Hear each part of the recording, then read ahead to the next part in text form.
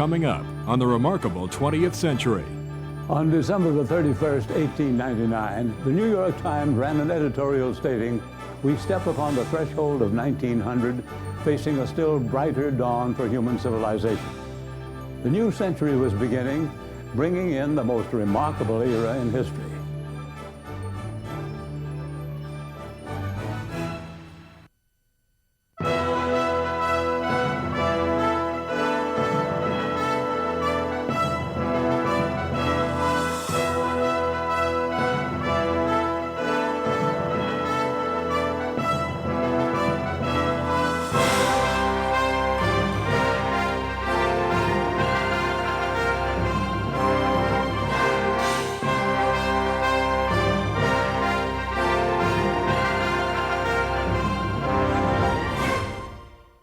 Hello, I'm Howard K. Smith.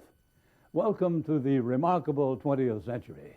We've chosen January 1900 as the beginning of the 20th century because, as Walter Lord observed, the arrival of a new era is felt and not measured. And most Americans seem to feel in January 1900 that a new day had dawned. They appeared to feel that the 20th century was going to be a great century because it stood on the shoulders of a great one, the 19th century. The 19th had brought anesthetics and antiseptics, the telephone, electric lights, the phonograph, movies, the automobile, wonderful to use and wonderful to build on. The 19th had converted a thin coastal agrarian America into a continental industrial giant. Supplying the needs of great armies in the Civil War had created a brashly aggressive entrepreneurial class, and railroads had given it access to an unusually rich continent to exploit. Immigration. More immigrants were welcomed into America each year than in all the other nations of the world combined, and that is still so. Immigration supplied most of a terrific working class. Of Henry Ford's workforce of 1914, a model for the industrial world, 3/4 were recent immigrants. There's no such thing as a perfect government, but the American Constitution was probably the most advantageous for human development yet written, and operated by a political class of farmers and merchants and lawyers, strongly leavened with generals, and one colonel named Roosevelt. It is not surprising that in 1900, America made known to the great powers of the globe that it wanted in. Inside America, two main forces were at work. One was big business, grown very big by the turn of the century. No individual symbolized it so well as J.P. Morgan, he of the bulbous nose and the get-out-of-my-way gait. The power of business had provoked a counterforce, a mighty nationwide reform movement embodied by no one so well as the brand new president sworn in 1901, the immensely popular Theodore Roosevelt. Roosevelt called Morgan and his fellows malefactors of great wealth. Those were fighting words to those who considered themselves America's elite. In return, when Roosevelt went big game hunting, Morgan proposed sending a message of best wishes and good luck to the lions. The friction between those two forces would, in ever-changing forms and degrees, dominate much of the century. But that was not all that filled the century's first decade.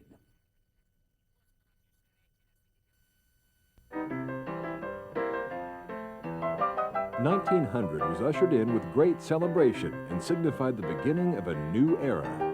But many aspects of the old century continued. A majority of Americans still lived in rural towns of less than 2,500, and the largest occupation was still farming. Life in 1900 maintained an element of simplicity.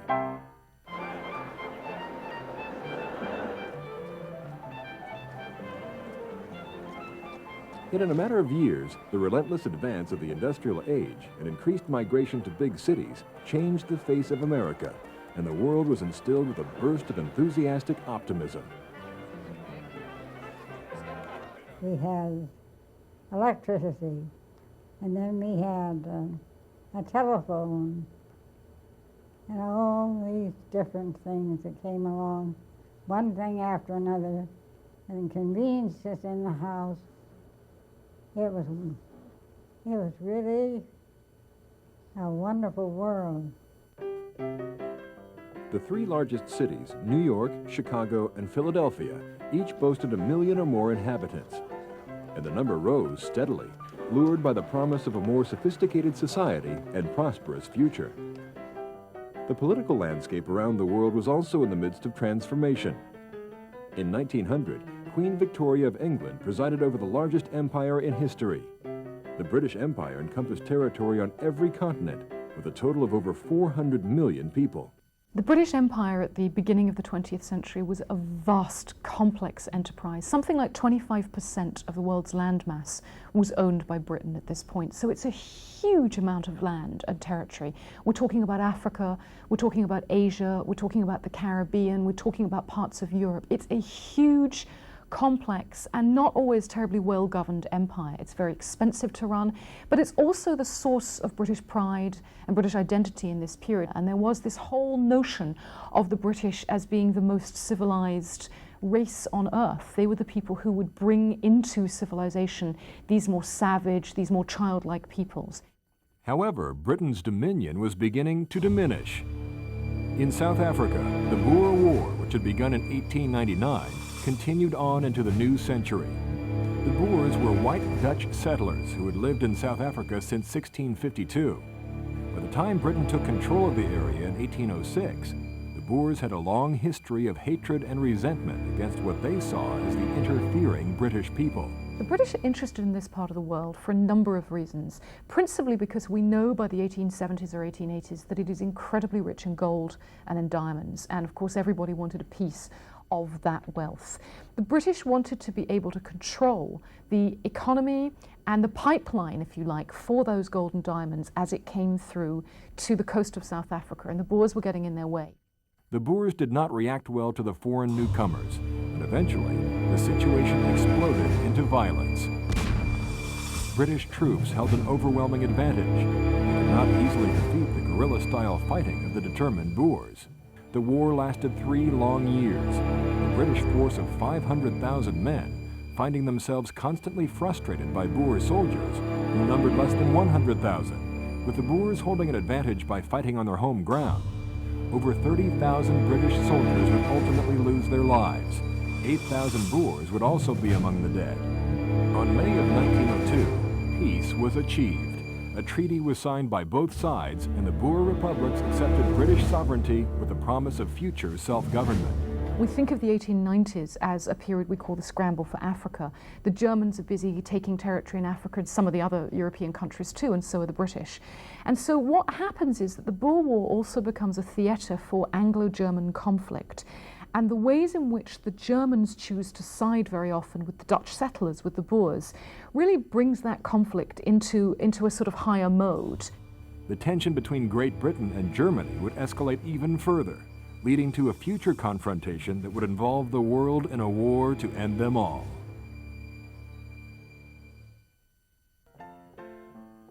In America, President William McKinley was finishing his first term in office. His administration had marked the beginning of vast changes in American attitudes and ways of living. McKinley's administration led a nation that was rushing toward a record output of goods and services. Half of the world's railroad mileage crossed America, making it the largest shipper of freight. The U.S. was the world's leader in oil production, steel forging, and gold mining. In November of 1900, McKinley was re-elected, defeating Democratic prairie tornado William Jennings Bryan. His vice president was Theodore Roosevelt, the former governor of New York and colonel of the famed Rough Riders of the Spanish-American War. The Spanish-American War began on April 12, 1898, when the United States declared war on Spain after Spanish forces destroyed the American battleship the Maine in Cuba's Havana Harbor. In the Philippines, the U.S. proved their military superiority as Commodore Dewey faced Spain's fleet in the Battle of Manila Bay. The Dewey-led forces went on to defeat the Spanish Navy in a matter of days. Then Teddy Roosevelt and his Rough Riders charged up San Juan Hill and routed the Spanish forces on July 1st. The fighting lasted less than 100 days, and only 289 Americans lost their lives during it. Extremely popular with the people of the United States, the Spanish-American conflict was even dubbed a splendid little war by Secretary of State John Hay. After the Treaty of Paris, Spain sold the Philippines to the United States for $20 million, along with the territories of Guam and Puerto Rico. But the Filipino nationalists and their leader, Emilio Aguinaldo, had not fought the Spanish for freedom only to fall under American control, declaring that the Filipinos would fight for their freedom from America, just as they had from Spain. Aguinaldo and his men began the Philippine War of Independence on February 4, 1899. Outnumbered and outgunned by the American forces, the Filipinos quickly adopted guerrilla-style tactics.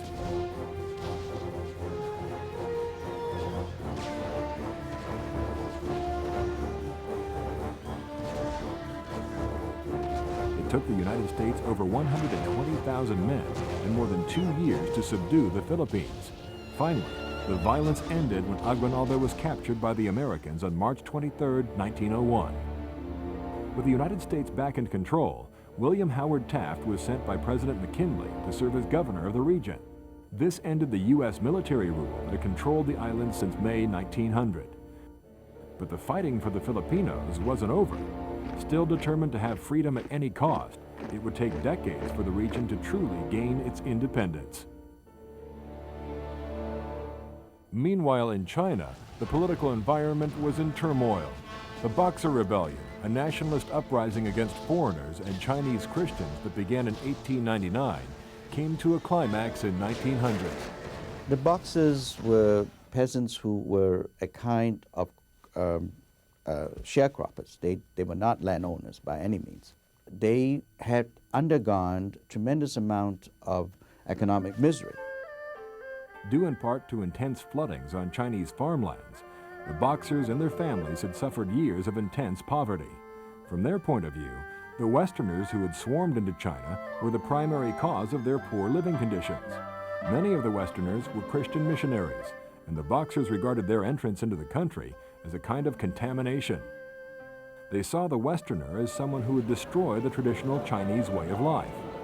Also troubling was the current construction of a railroad, a project which brought an influx of Western workers to the country.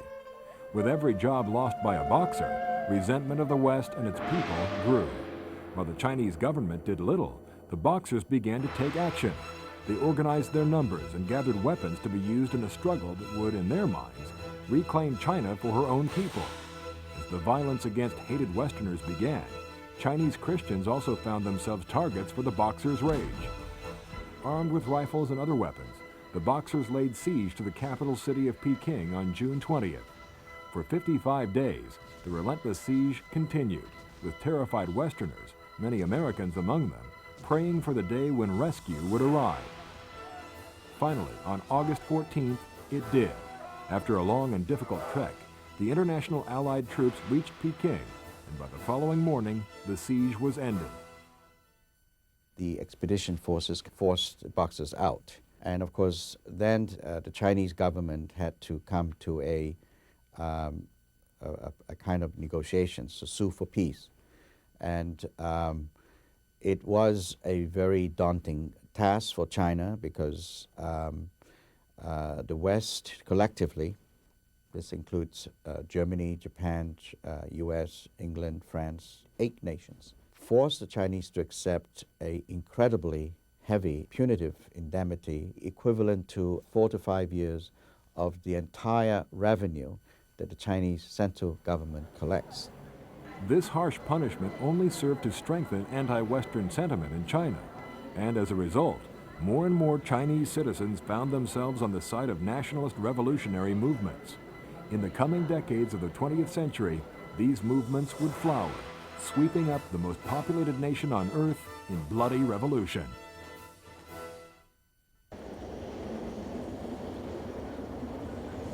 Nature wasted no time in marking the 20th century. On September 8th of 1900, a hurricane with gale force winds of 120 miles per hour devastated and nearly obliterated Galveston, Texas. It was the worst natural disaster the nation had experienced.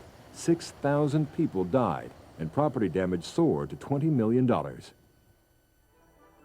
Overseas, in 1900, an Austrian doctor named Sigmund Freud published The Interpretation of Dreams, awakening the world to new concepts in psychology.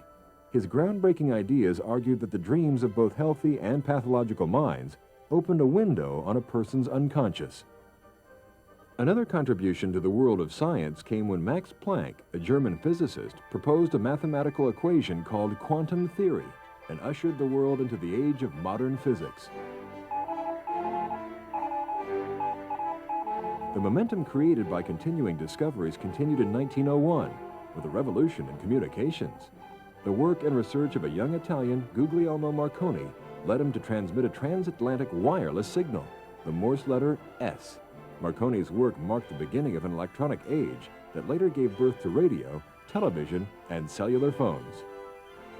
Another milestone in communication, the telephone, continued to make its way into people's everyday lives.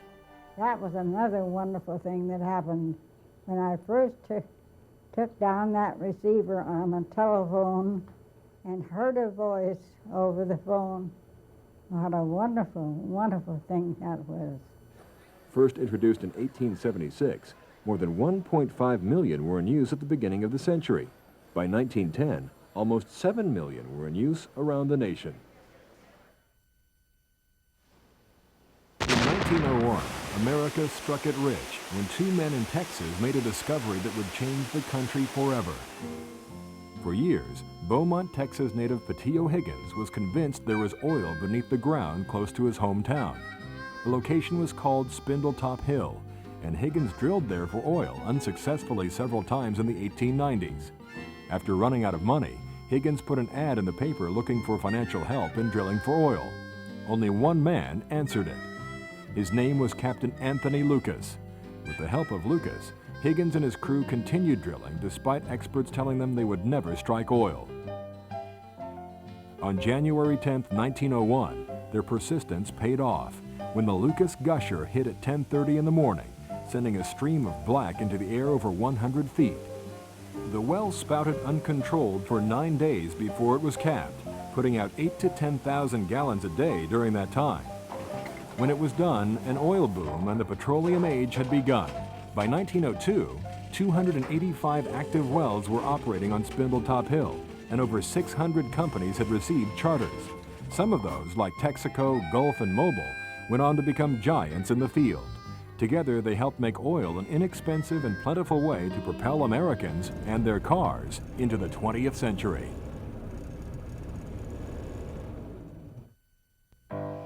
As the nation produced, the nation consumed.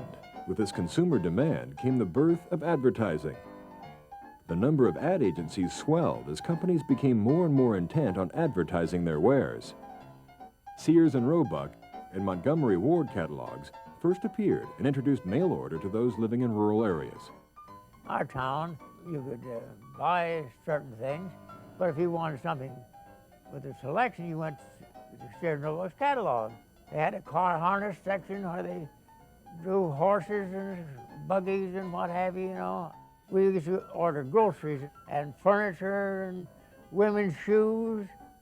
No, everybody had a Sears and Roebuck's catalog. These retail wish books reached 10 million households by the end of the decade. The turn of the century was marked by extraordinary progress, industry, and seemingly limitless wealth, and became the age of the tycoon. The tycoons considered America as a land of inexhaustible abundance and had no problems with trying to tap as deeply into that source of abundance as they could. And they were able to do it in awesome quantities, and that was one of the factors that led to their successes in terms of sheer material gain. Most of the wealth was being held by a handful of tycoons, the most notable being American financier J. Pierpont Morgan, railroad magnate E.H. Harriman, Standard Oil's John D. Rockefeller, and the steel industry's Andrew Carnegie. In addition to the lavish lifestyles the giant trusts created for themselves, they also affected the lifestyle and pocketbook of every average citizen. Men, women, and even children labored long hours, often in punishing heat or cold, and in poorly lit and airless factories for an average yearly pay of around $500, adequate at best. By 1901, the popularity of a new rhythm called ragtime had spread across the land. First popularized in 1899 by the king of ragtime, Scott Joplin, and his Maple Leaf Rag, the new sound, played mainly on the piano, traveled up from the Mississippi Delta and quickly became the music of the day. The new beat gave birth to new dances, and in 1900 it was the cake walk, quickly followed by the camel walk, buzzard lope, monkey glide, and kangaroo dip.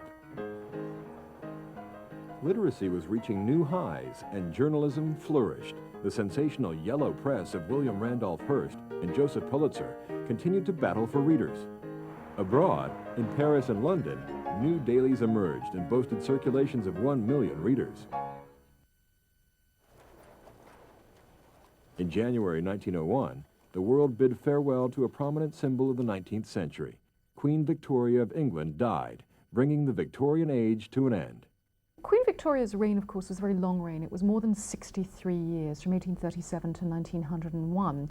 And by the time that she died, of course, she'd been on the throne for really 2 generations at least. And so she'd really outlived quite a lot of people. And she symbolized 19th century Britain. It's not surprising that an entire era, almost a century, is named after her, Victorian Britain. So when she died, I think it was both a tragedy at one level for the public, but at the same time it was an opening up moment. It was a point, it was fitting in a sense that the new century began as Victoria ended. And so I think the symbolism is both about what her reign stood for and therefore what the 20th century could be with the Victorian era and Queen Victoria herself out of the way. Her son and successor, Edward VII, signaled a new era of liberation. The wit and sense of style he brought to the monarchy infused the crown with vitality and a sense of fun, making him well-loved among the people. On September 14, 1901, America suffered its first national loss of the century. President William McKinley died from an infection caused by an assassin's bullet. 8 days earlier, he had stood shaking hands at the Pan American Exposition in Buffalo, when Leon Czolgosz, an avowed anarchist, stepped forward and pumped off 2 shots into McKinley's chest. Theodore Roosevelt, only 6 weeks short of his 40th birthday, took the oath of office and became the 26th President of the United States, the youngest man to ever hold the position. Teddy Roosevelt provided the American people with an image that was very important at the time. He was robust. He was full of the kind of energy that America needed, and he wasn't a cold, distant figure. He had an ebullient laugh and a big, famous, toothy grin, and he was someone that the people could relate to. And many really, retrospectively, have considered him the greatest president we've ever had. With his wife Edith and 6 children, Theodore Roosevelt infused Washington with a new, vibrant energy and even renamed the executive mansion the White House. Roosevelt wasted no time in going to work. A West African proverb, "Speak softly and carry a big stick, you will go far," became his political motto.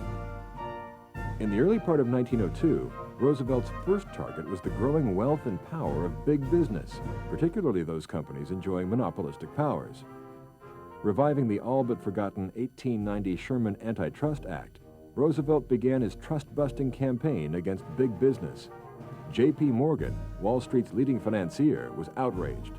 Unfazed, Roosevelt gunned for Rockefeller's Standard Oil, American Tobacco, DuPont, Chicago Meat Packers, and some 43 other major trusts. He successfully trust-busted them all, and the public loved it. Adding to the trust-busting fury were the journalists attacking the nation's ills. Beginning in 1902, Lincoln Steffens, an editor for McClure's magazine, wrote a series of articles exposing the squalid conditions of city dwellers, including poor sanitation and rampant disease. By the end of the decade, some 2,000 similar exposés appeared in popular magazines, inciting the public for reform. Theodore Roosevelt felt most of the finger-pointing was over-dramatized and hyped, and called the journalists muckrakers. But the muckrakers wore their title proudly and marched on. And where they left off, individual citizens took over, one of whom was St. Jane Addams, a former medical student who moved to the Chicago slums and opened a center for relief. She remained there for 40 years, badgering municipal authorities for better schools, sewers, and other services. Perhaps the most notorious of the individual reformers was Carrie Nation. Convinced that demon rum was the cause of society's ills, Nation entered saloons with her trademark hatchet, smashing bottles and terrorizing drinkers.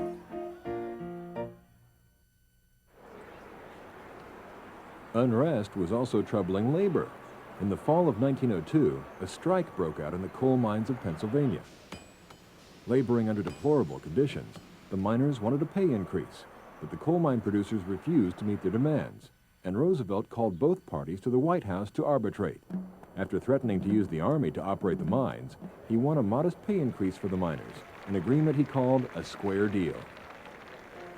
In 1903, at Roosevelt's request, labor came under government regulation with the establishment of the Department of Commerce and Labor. Another legacy of Roosevelt's presidency was his interest in the environment. A devout outdoorsman and former rancher, Roosevelt campaigned for the preservation of the wilderness. He eventually appointed the National Conservation Commission, leading to federal wildlife refuges and a marked increase in national parks. Roosevelt's interest in the outdoors also led directly to the introduction of a pop culture icon. When Roosevelt refused to shoot a bear cub while on a hunting trip in Mississippi, a cartoonist and toy maker capitalized on the publicity and introduced the teddy bear. Within the first year of his presidency, Roosevelt established a new role for government, that of main guardian of the public interest.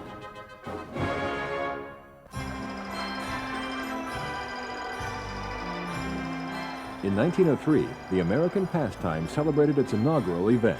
The first World Series between the American and National Leagues was played, with the Boston Red Sox defeating the Pittsburgh Pirates 5-3.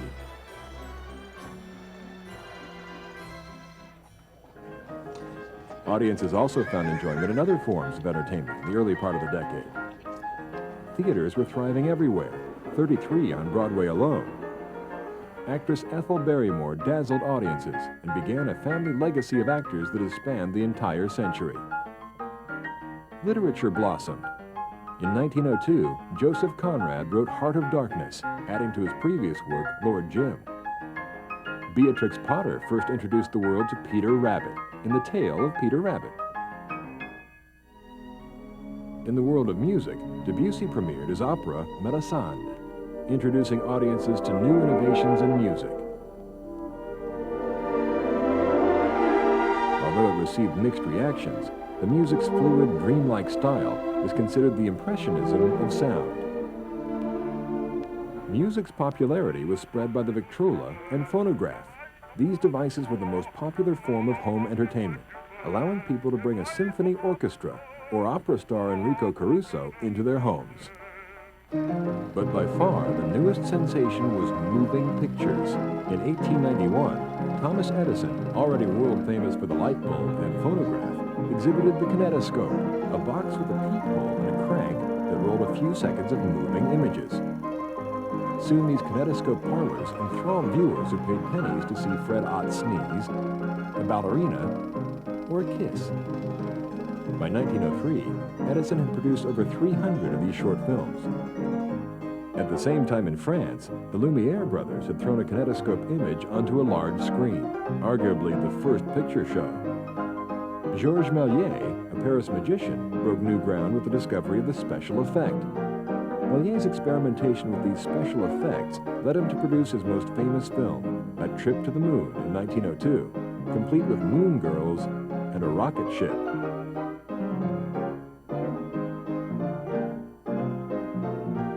In 1903, Edison produced the first Western, Edwin S. Porter's The Great Train Robbery, electrified viewers with 12 minutes of chases, gun battles, and a villain's death. The ending, with Justice S. Barnes firing his six-gun directly at the audience, caused some viewers to faint. Although in its infancy, the picture show's novelty offered another attraction to audiences interested in experiencing a new form of entertainment. And we went down to the theater, and we saw a very crude picture of people moving in that movie.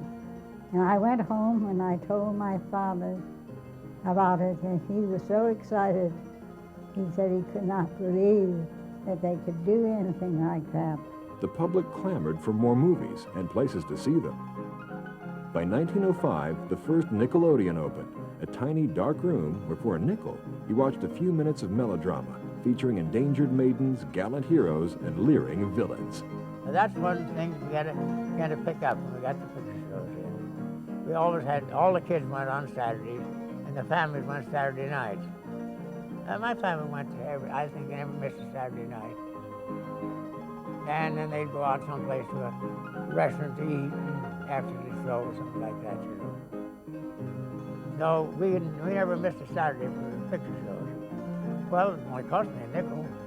I used to sometimes take a girl with me. By the end of the decade, there were 10,000 Nickelodeons across the country, with people spending nearly $100 million to see them. Other inventions of the late 19th century advanced. Detroit had given birth to the automobile in 1896, when Henry Ford built a gas-powered quadricycle with no brakes. Although considered to be a toy for the rich and a terror-creating machine, the automobile was developing and could be found around the world. In 1903, Ford, facing competition from Ransom P. Olds and his low-priced Oldsmobile, founded the Ford Motor Company and prepared to mass-produce his horseless carriage, a move that revolutionized the age of the automobile. I was about 12 years old when I saw my first automobile. My brother was chauffeuring for a doctor in New Haven, Connecticut for the summer, and the doctor allowed him to drive the car home to show the family. It was a Stanley steamer, and we drove up, and the whole neighborhood came out from all around every street to see the first automobile. And we got in the car, and he drove us around to show how it worked. It was a wonderful thing, the most wonderful thing they had ever seen for a car to go without horses. For many, America was the pot of gold at the end of the rainbow. At the turn of the century, the U.S. population was 76 million. By the end of the first decade, it was hovering around 92 million, and 1 in 7 were foreign-born. At the local general store, a loaf of bread cost 3 cents, a gallon of milk 10 cents, gas was 4 cents a gallon. 2 institutions were initiated during the decade. America adopted the gold standard for its currency, and to the delight of flower shops and card makers, mothers were honored in 1907 with the establishment of Mother's Day.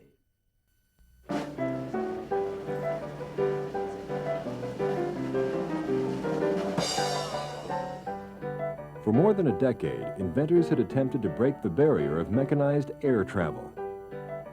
Brothers Orville and Wilbur Wright, 2 bicycle manufacturers from Dayton, Ohio, were privately testing their flying machine at Kitty Hawk, a remote beachfront in North Carolina known for its strong winds. After studying the dynamics of wind forces on airfoils and trying more than 200 wing shapes in their wind tunnel, they perfected the Wright Flyer, a biplane that was made of spruce and muslin, powered by a lightweight gasoline engine.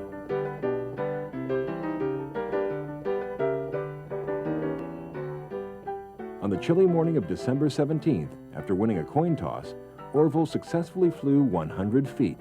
The next flight went even further. The longest lasted 59 seconds and extended 852 feet.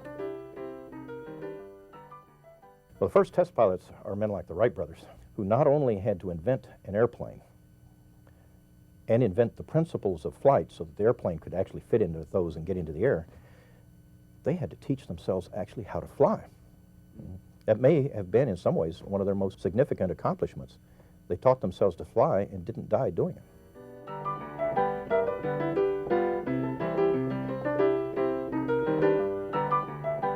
Other transportation gains were making news on the international scene. On November 4th, 1903, after a near bloodless revolution, Panama declared independence from Colombia. The independence, supported under the table by Theodore Roosevelt, gave the United States the go-ahead to begin construction on a canal linking the Atlantic and Pacific Oceans. Attempts had been made at building a canal across the Isthmus of Panama, but after bouts with yellow fever and engineering difficulties, the effort was abandoned. Now, over 20 years later, and aided by French engineer Philippe Bonavaria, the U.S. attempted the task again, digging a 51-mile-long ditch through swampland, a job that would take 10 years to complete.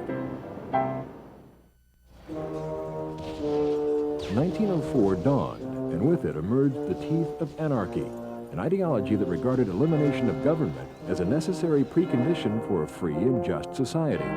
It gained a fevered following among the common people in Russia, who felt Tsar Nicholas cared little for the deplorable conditions and policies they were living under. Matters reached a flashpoint in St. Petersburg on a bloody Sunday in January 1905. thousands of demonstrators gathered in the main square and protested. The Russian worker was protesting because they were starving. They had terrible living condition. They thought the Tsar either forgot about them or just didn't care about them. The situation turned bloody because the Tsar was afraid. He thought that people came to kill him.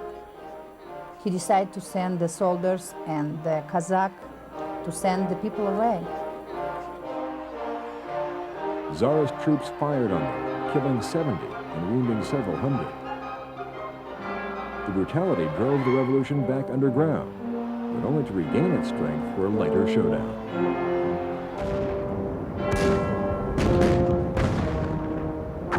Russia was experiencing a blow on another front.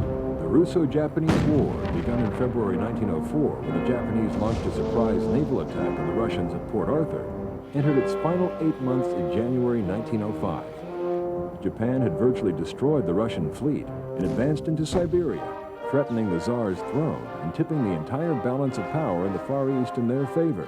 This is Japan's way of showing that it has become itself a world power. And it is also, in modern times at least, the first time that an Asian power confronts a non-Asian or European power and won. As the Japanese Empire grew stronger, so did U.S. concern over the threat posed to its interest in the Philippines. In an effort to head off future trouble, Theodore Roosevelt extended an offer to mediate a peace agreement. As a result, the conflict was settled in September, and Roosevelt consequently won the Nobel Peace Prize. Roosevelt's popularity increased, and in November, he won overwhelming re-election as President of the United States. As his second term in office began, Roosevelt wasted no time in affirming his stance on foreign policy by announcing a corollary to the Monroe Doctrine. The Roosevelt Corollary firmly established America's position as the world's policeman by declaring the right of the United States to intervene in the affairs of Western Hemisphere nations, a policy that has continued to shape world politics throughout the century.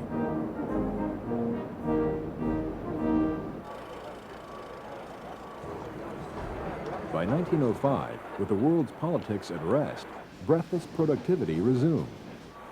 The New York City subway was in operation. Automobiles got their first bumpers, and the 20th Century Limited made its first express train trip from New York to Chicago in 18 hours. In France, psychologist Alfred Binet devised an intelligence test and provided the first standardized means of measuring human intelligence. A man whose intelligence needed no testing made his debut in Switzerland. An unknown German patent clerk and mathematician, Albert Einstein, published a 3-page paper on the general theory of relativity, a brilliant thesis that delved into the connection between matter and energy. His famous equation E equals mc squared was used to support his theory. Within 40 years, his ideas were realized in the form of the atomic bomb and would forever change the face of the scientific world. 1905 also witnessed the debut of another notable European. In Paris, Dutch courtesan Margaretha Zella MacLeod made her debut as Mata Hari, an erotic dancer who performed for private gatherings. Before long, her popularity and reputation spread, and she was playing the music halls of European capitals. In 1907, she became a spy for Germany, and in 1917 was executed by the French. In 1906, Lee DeForest became the father of radio by inventing a 3-element vacuum tube, permitting greater amplification of radio signals. The world of literature continued to produce classics in 1906. A short story writer, William Sidney, more popularly known by his pseudonym O. Henry, published The Gift of the Magi. By far, the most controversial book of 1906 was The Jungle by a young Upton Sinclair. Researching a novel about the hard life of Chicago meatpacking workers, Sinclair discovered that much of the nation's meat contained tainted pork. Sinclair's expose caused such a furor that Roosevelt ordered an investigation that led to the passage of the 1906 Pure Food and Drug Act.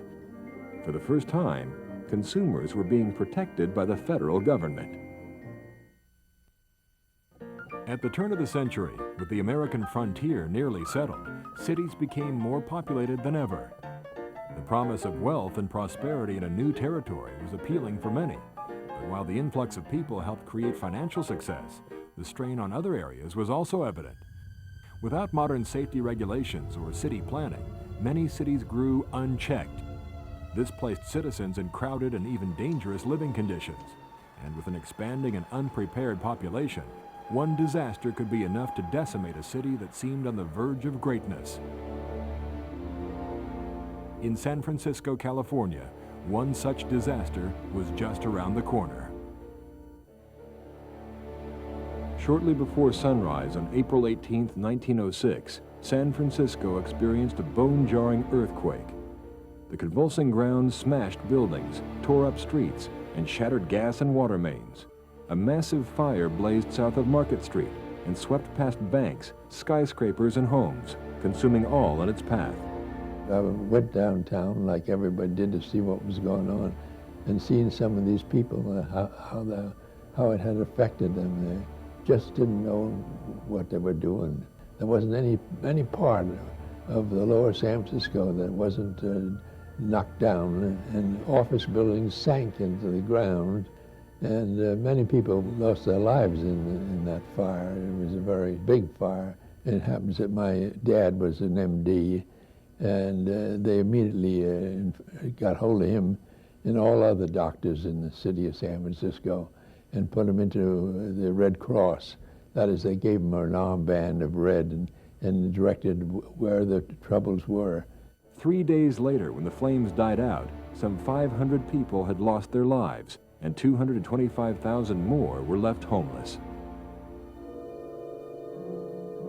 In June of 1906, one of the decade's biggest scandals shook society during a performance at Madison Square Garden. Hot-tempered Harry K. Thaw, heir of a Pittsburgh steel and mining family, shot eminent architect Stanford White, who he accused of having an affair with his wife, actress Evelyn Nesbit. 2 murder trials ensued, and Harry K. Thaw was found not guilty by insanity and institutionalized. Evelyn Nesbit, a former chorus girl and artist model, became a star on vaudeville.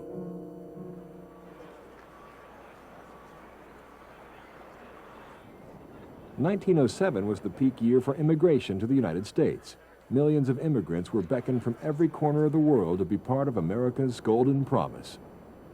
A large number of arrivals of people coincided with the Industrial Revolution, the industrializing of America, a number of famines in Europe, the pogroms in Eastern Europe and in Russia. It just happened to coincide with the time that the need in America was great, and the desire to move from places that people were living in Europe or the Middle East was also substantial, so they came here. A large majority of immigrants came from Southern and Eastern Europe. Those traveling first or second class went directly to the ports to be processed, while those traveling in steerage were admitted through processing centers such as Ellis Island. Ellis Island, it's the spot through which 40% of the population of the country today can trace the roots of one or more ancestor. So you see it has a vital role in the populating of America. In addition to that, it's sort of become the symbol or the epicenter of the populating of America, and people trace their roots here and trace their history here and trace their first steps in America here. Many of the new arrivals crowded into cold water tenements, took what work they could find, and endured the scorn of native-born Americans. But just as those before them had done, the immigrants slowly became the new fabric of America.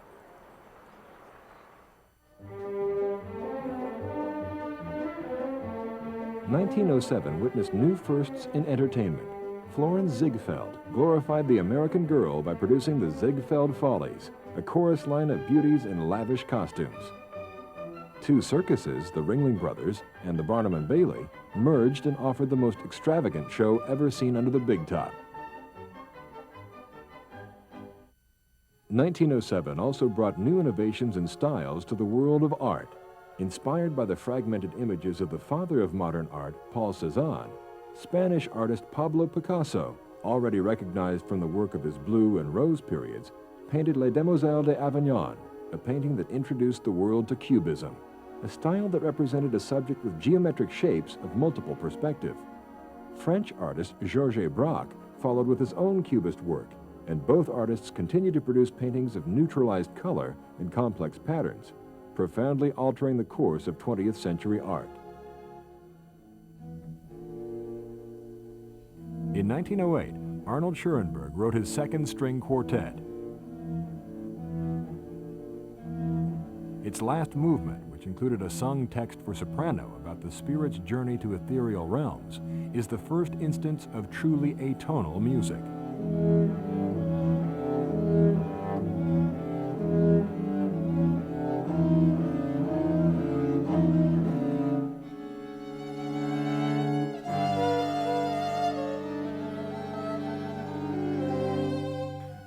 With this work, Schoenberg broke down barriers of harmony that had been the foundation of Western music since the Middle Ages. Innovations continued in science as well. Belgian-born inventor Leo Baekeland changed the world in 1907 with his invention of the first entirely synthesized polymer, better known as plastic. It created a revolution in manufacturing and has made an immeasurable impact on the 20th century.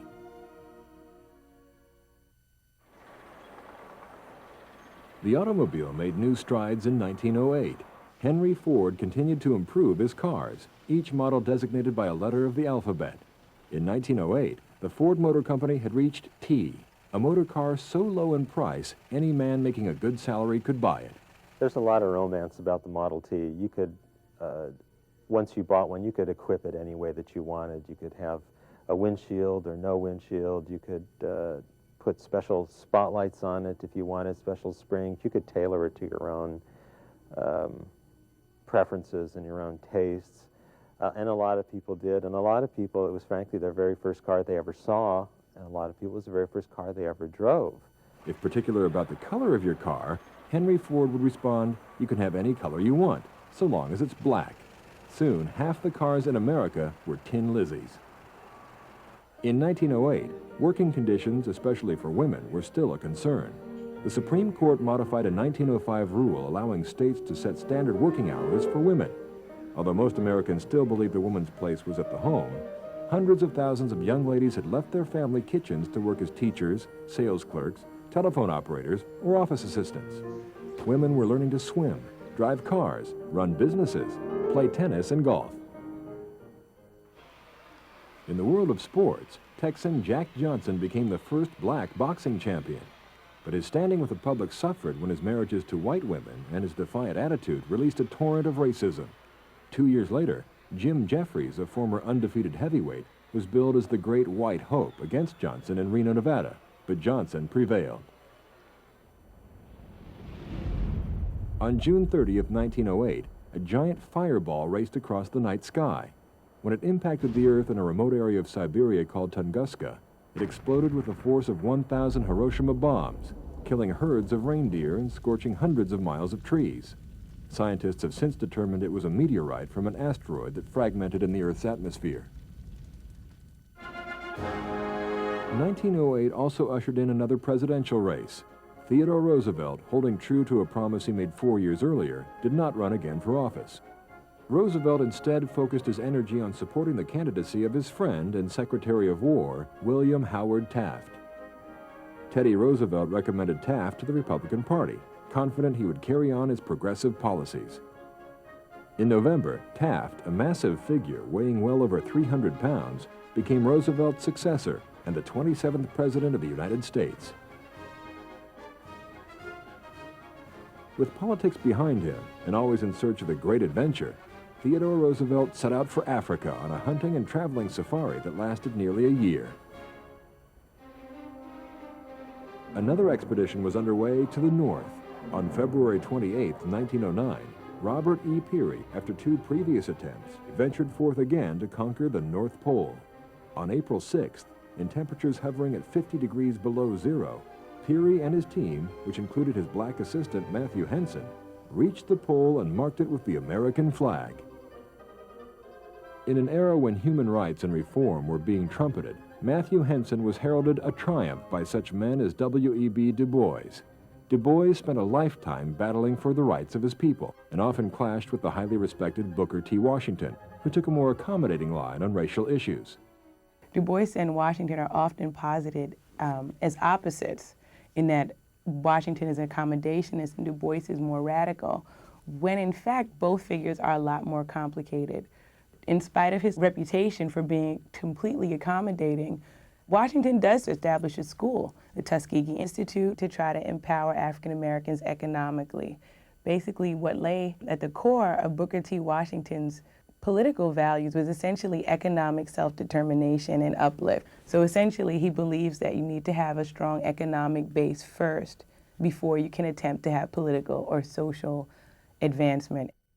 Du Bois, on the other hand, is also committed to African American uplift and social equality. But what that means for Du Bois is in essentially educating a talented 10th, sort of establishing an elite cadre of African Americans who can then go back and train other African Americans and empower them academically, socially, and politically. In 1909, Du Bois joined other activists to found the National Association for the Advancement of Colored People, the NAACP. The NAACP meets in 1909 and is founded. And this is a group comprised of about 60 men and women, and they're black and white. And they're sort of committed to challenging oppression. They want equality for African Americans. In 1909, as the progress of the new century continued, the last remnants of the old century faded away. The great Apache warrior Geronimo died, closing yet another curtain on the twilight of the Old West.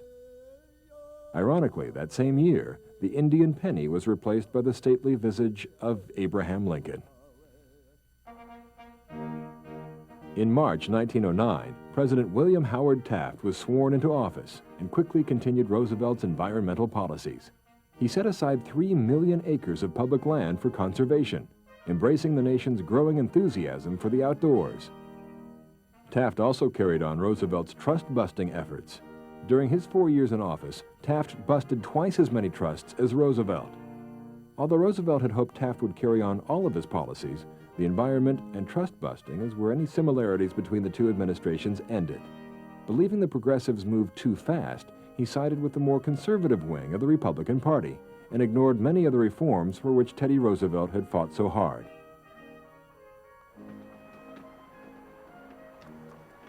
As the first decade of the century came to a close, prospects for the future seemed limitless. Shortly after the world entered the new century, Theodore Roosevelt had exclaimed, "The century upon which we have just entered must inevitably be one of tremendous triumph or tremendous failure for the whole human race." The rapid advances of the industrial age made triumph seem inevitable. Yet the dark side of the Industrial Revolution was beginning to stir, and the stage was set for the first global tragedy of the 20th century to rear its ugly head in the next decade. Theodore Roosevelt was a new kind of president for the new century. He remains the youngest president ever.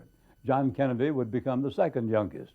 The first Roosevelt may well have been our most popular president. I doubt if his more celebrated cousin, Franklin, or any other, were found as entertaining and beloved in their own times. He was that rare combination, a man of action, intense and permanent action, and a man of letters, the author of a small library of books. He met one of his own kind, young Winston Churchill of England, in America for a lecture tour, and they did not like one another, suggesting that in life, as in electricity, likes repel. He loved words, and he fixed many phrases into our daily language. The White House was a bully pulpit. The best foreign policy was to speak softly and carry a big stick. Investigative reporters were muckrakers. Morgan and friends were malefactors of great wealth. But nothing was quite as ringing as his pronouncement on forming his own political party. "We stand at Armageddon and we battle for the Lord," making the pulse leap. Though it wasn't for the Lord, it was to get elected. That brings to mind another high-powered phrasemaker of those years. During the Boxer Rebellion in China, German troops were sent to the rescue. Kaiser Wilhelm saw them off with a speech in which he commanded them to cut down the rebels without mercy, like, he said, the Huns of old. In our next program, the 1910s, how those words came back to haunt the Kaiser.